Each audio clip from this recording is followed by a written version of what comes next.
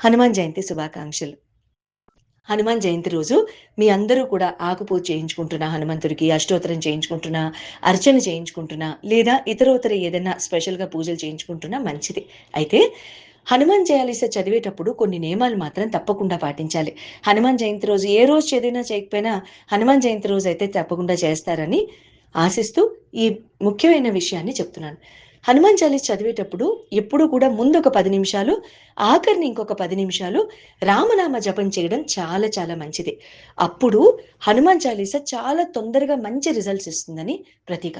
తర్వాత అనారోగ్యంతో బాధపడుతున్న వాళ్ళకి, శత్రు బాధలు ఉన్న వాళ్ళకి, భయాందోళనలకి గురవుతున్న వాళ్ళకి, కోర్టు కచేరీల్లో మునిగి తేలుతున్న వారికి, లేదా ఇతరోతర ఎటువంటి భయాలు, సమస్యలు ఉన్న వాళ్ళకి కూడా హనుమాన్ చాలీస చాలా మంచి సొల్యూషన్స్‌ని ఇస్తుంది. కానీ చదివే ముందు, చదివిన తర్వాత 10, 10 నిమిషాలు రామనామ జపం చేయడం మాత్రం మర్చిపోకండి.